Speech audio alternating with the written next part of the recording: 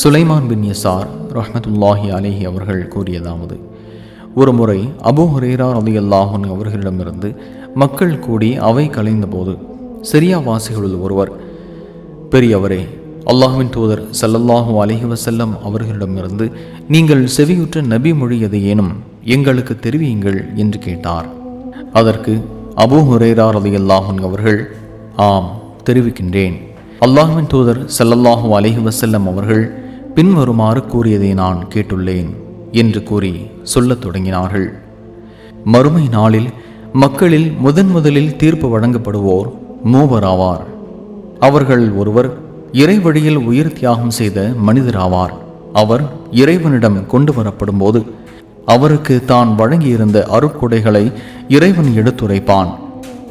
அவற்றை அவர் அறிந்து கொள்வார். பிறகு அந்த அருட்கொடைகளில் நீ எவ்விதம் செயல்பட்டாய் என்று இறைவன் கேட்பான்.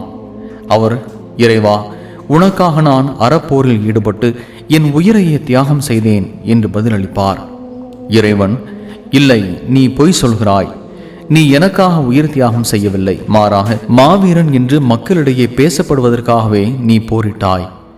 அவ்வாறு சொல்லப்பட்டு விட்டது, உனது நோக்கம் நிறைவேறிவிட்டது என்று கூறுவான். பிறகு இறைவனின் கட்டளைப்படி முகம் குப்புற இழுத்து செல்லப்பட்டு அவர் நரகத்தில் எறியப்படுவார். பிறகு கல்வியை தாமும் கற்று அதை பிறருக்கு கற்பித்தவரும் குர்ஆனை கற்றுணர்ந்தவருமான மார்க்க அறிஞர் ஒருவர் இறைவனிடம் கொண்டு வரப்படுவார். அவருக்கு தான் வழங்கியிருந்த அருட்கொடைகளை இறைவன் எடுத்துரைப்பான். அவற்றை அவர் அறிந்து கொள்வார். பிறகு அந்த அருட்கொடைகளில் நீ எவ்விதம் செயல்பட்டாய் என்று இறைவன் கேட்பான். அவர், இறைவா, கல்வியை நானும் கற்று பிறருக்கும் அதை நான் கற்பித்தேன். உனக்காகவே குர்ஆனை ஓதினேன் என்று பதிலளிப்பார். அதற்கு இறைவன், இல்லை, நீ பொய் சொல்கிறாய். எனக்காக நீ கல்வியை கற்கவும் இல்லை, கற்பிக்கவும் இல்லை. அறிஞர் என்று சொல்லப்பட வேண்டும் என்பதற்காகவே நீ கல்வியை கற்றாய். குர்ஆன் அறிஞர் என மக்களிடையே பேசப்படுவதற்காகவே நீ குர்ஆனை ஓதினாய். அவ்வாறு சொல்லப்பட்டுவிட்டது, உனது நோக்கம் நிறைவேறிவிட்டது என்று கூறுவான். பிறகு இறைவனின் கட்டளைப்படி முகம் குப்பர இழுத்து செல்லப்பட்டு அவர் நரகத்தில் எறியப்படுவார். பிறகு இறைவன் தாராளமான வாழ்க்கை வசதிகளும் அனைத்து விதமான செல்வங்களும் பெற்றிருந்த பெரிய செல்வர் ஒருவரை இறைவனிடம் கொண்டு வரப்படுவார்.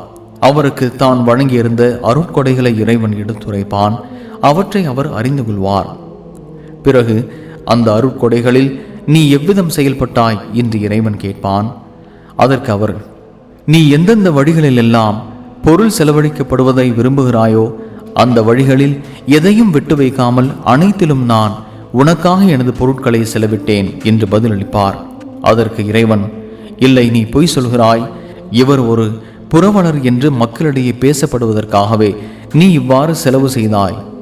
உன் எண்ணப்படி அவ்வாறு சொல்லப்பட்டு விட்டது, உனது எண்ணம் நிறைவேறிவிட்டது என்று கூறுவான். பிறகு இறைவனின் கட்டளைப்படி முகம் குப்பரை இழுத்து செல்லப்பட்டு அவர் நரகத்தில் எறியப்படுவார். சுனன் நசாய் 3086.